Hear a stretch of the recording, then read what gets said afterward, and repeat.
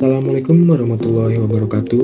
Perkenalkan, kami dari kelompok 2 Prodi Ekonomi Syariah kelas 5C dari Universitas Islam Bunga Bangsa Cirebon. Saya Arif Fajarudin selaku moderator dan dua pemateri kami akan memaparkan tentang materi metode berusaha dari owning economy to sharing economy, menganalisis shifting dan leisure ke self-esteem. Baik, untuk mempersingkat waktu, akan dibacakan langsung oleh pemateri kami. Poin 1. Ada owning economy.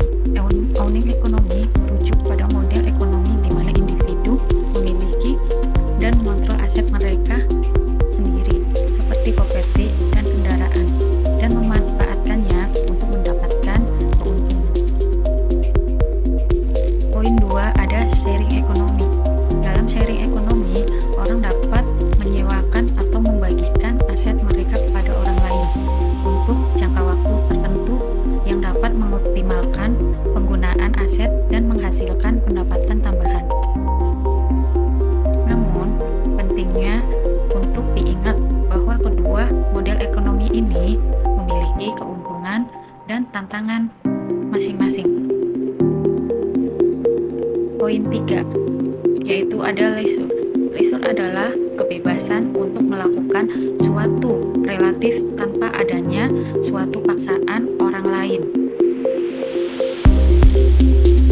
Menurut Thorkildsen pada 2005, kriteria untuk waktu luang dapat dibagi dalam beberapa jenis, yaitu yang pertama, leisure as time, yaitu waktu luang sebagai waktu.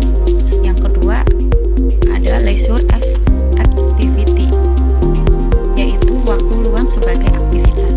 Yang ketiga, ada leisure as an interest or a state of being in, yaitu waktu luang sebagai suasana hati atau mental positif.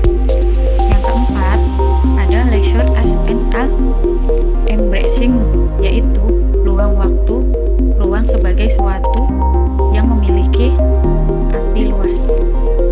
Dan yang kelima, leisure as a way of living, yaitu waktu luang sebagai suatu cara untuk hidup.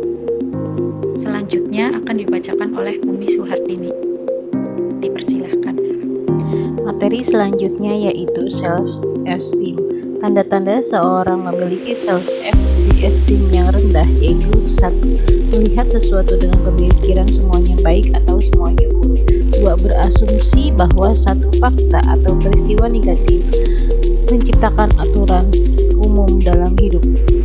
3. Selalu fokus pada aspek negatif dalam kehidupan, memikirkannya dan memperbesar permasalahan tersebut. 4. Mengubah positif menjadi negatif.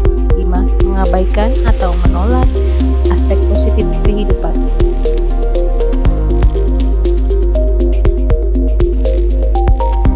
Esteem ekonomi adalah keinginan seseorang untuk mendapatkan perhatian atau pengakuan di masyarakat.